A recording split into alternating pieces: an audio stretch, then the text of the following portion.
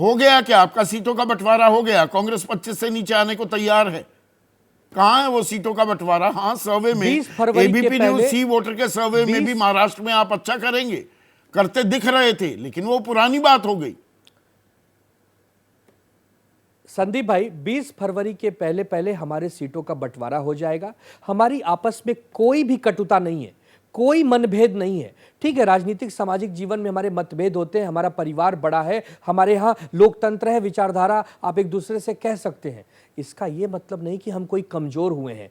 उद्धव ठाकरे जी, आदरणीय खड़गे साहब, शरद पवार साहब और प्रकाश अंबेडकर जी आपस में समन्वय बनाए हुए हैं, तो कहीं कोई प्रॉब्लम नहीं है। प्रॉब्लम तब आती है, समस्या तब आती है जब ये अभी कोई और रहा है। और ठीक है ब्रजमोहन श्रीवास्तव, क्या दरअसल अब इंडिया की हालत शतुरमुर्ग की तरह हो गई है कि भाई खतरा सामने मंडरा रहा है और गर्दन गाड़ दी जमीन में कि सब ठीक है?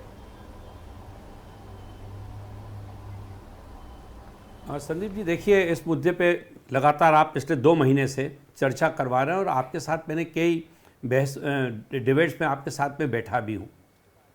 मैं लगातार इस बात को कह रहा हूँ कि INDIA और विशेष रूप से उसका जो मुख्य घटक है कांग्रेस, ये अपने कार्यकर्ताओं की और अपने नेताओं की बातों को सुनने के तैयार नहीं है। इनका नेतृत्व संवादहीनता है। आप देखिए कि जो लीडर इनके यहाँ पे काम करते हैं, अंततोगत्वा वो क्यों छोड़ के जा रहे हैं। जब ये प्रश्न इनसे पूछा जाता है तो ये एक नई बात कह देते हैं कि ईडी के कारण। तो उसमें क्या सच्चाई नहीं है? इन्होंने कभी भी अपनी इन चीजों का विश्लेषण करने की कोशिश नहीं, सच्चाई नहीं है क्या? अभी चरण सिंह सप्रा ने, एक मिनट सुनिए ना, सुनिए ना, अशोक चव्हाण का नाम आदर्श हाउसिंग स्कैम में है कि नहीं है? एक फाइल, एक उनकी बेटी की ट्रेल क्या पकड़ी नहीं गई है? अमाउंट भी पता है मुझे अभी सामने, वो आती है या नहीं आती है। और जो आप लोग गए, सबके खिलाफ ईडी की जांच चल रही थी, वो यकायक रुकती दिखाई दी है। तो चरण सिंह सापरा जो कहते हैं प्रथम दृष्टया, वो सच तो लगता है। नहीं संदीप जी, पहले इसके परिप्रेक्ष्य को समझिएगा। देखिए क्या होता है, कोई शिकायत होना और शिकायत की सच्चाई, ये 2 चीजें अलग अलग हैं। जब किसी भी जांच एजेंसी के पास कोई शिकायत पहुंचती है तो उसकी जांच तो उसको करना ही है। जांच क्यों नहीं करेगी? अभी जैसे अभी सापरा जी ने कहा कि अजीत दादा के खिलाफ कोई एक शिकायत थी, वो भी 1 हफ्ते पहले बंद हो गई। प्रश्न ये है कि जब कोई सबूत नहीं मिलेगा, जब किसी प्रकार का उसमें कोई तथ्यात्मक जानकारी नहीं मिलेगी, भी नहीं दिए तो जाते। वो देवेंद्र फडणवीस चक्की, एक मिनट सुनिए ना, चक्की पीसिंग और सुबह 5 साढ़े 5 बजे 3 कैमरों की मौजूदगी में नवंबर 2019 में शपथ दिला दी जाती है, तब भी वो सारे कार्रवाई रुक गई थी। अब उप मुख्यमंत्री बने, अब फिर कार्रवाई रुक गई जी, कुछ मिला नहीं। विपक्ष के यहां मिले या ना मिले, जेल में डाल दिए जाओगे। संदीप जी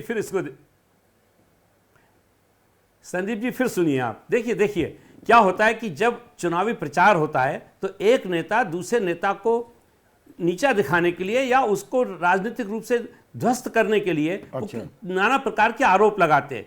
इन आरोपों के पीछे कोई हमेशा जरूरी नहीं कि सच्चाई भी हो। एक सामान्य नेता लगा दे आरोप, अजीत दादा की बात, तो चलिए मैं समझ लूं कि ये राजनीतिक आरोप है। सुनिए ना, प्रधानमंत्री देश के, आपने जब अब ताजा हाथ मिला लिया बीजेपी के साथ, उससे ठीक 6 दिन पहले कह रहे थे नेचुरली करप्ट पार्टी है एनसीपी, 70,000 करोड़ का घोटाला किया है, प्रधानमंत्री कह रहे थे।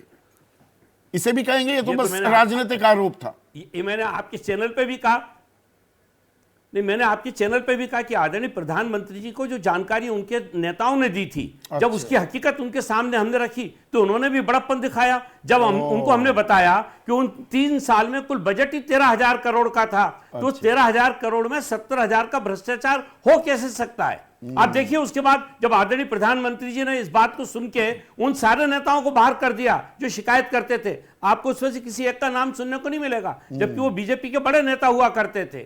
तो मेरा कहना यह कि आरोप लगाना और आरोप की सच्चाई, ये दोनों अलग अलग चीजें हैं। अब जहां तक बात आ रही है कि कांग्रेस से ये लोग क्यों पलायन कर रहे हैं, क्यों जा रहे हैं, उसके पीछे मैं जो महसूस करता हूं कि कांग्रेस की जो लीडरशिप है वो इस बात को तवज्जो ही नहीं दे रही कि उनकी पार्टी से लोग छोड़ के जा रहे हैं। कोई बात करने के लिए तैयार नहीं है। मेरी कई नेताओं से जो छोड़ के गए उनमें से कई लोगों से मेरी बातचीत हुई है, संदेश भिजवाया है उन्होंने ये पहले से जब आपके पास जानकारी थी, आपको 5 दिन पहले ये जानकारी थी, तो क्या आप ये मानते हैं कि कांग्रेस के नेतृत्व के पास कोई जानकारी नहीं थी? ठीक है, कांग्रेस के नेताओं के पास कोई जानकारी नहीं थी? क्या संवादहीनता की स्थिति हो गई है? नेता नाराज है, किसी परेशानी में है, कोई दिक्कत है, कोई सुनवाई नहीं है क्या? देखिए, 2 पहलू हैं। ये बात बिल्कुल सही है कि तरह तरह के तरीकों से विपक्ष को नेस्तनाबूद करने की कोशिश सत्तारूढ़ दल कर रहा है। जांच एजेंसियों का दुरुपयोग हो रहा है। दूसरी चीज ये भी है कि कांग्रेस पार्टी को भी ये सोचना चाहिए कि आखिर जीवन भर उससे जुड़े हुए लोग छोड़कर क्यों जा रहे हैं।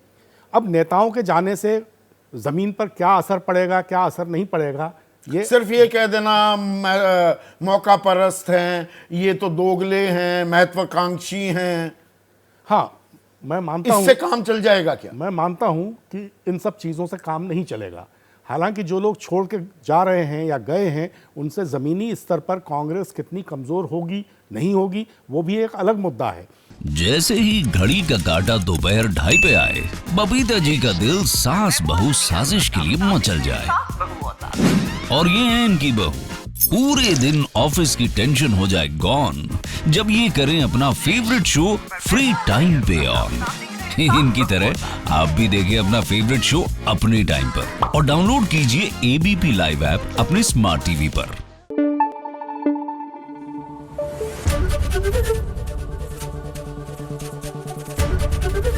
एबीपी न्यूज आपको रखे आगे।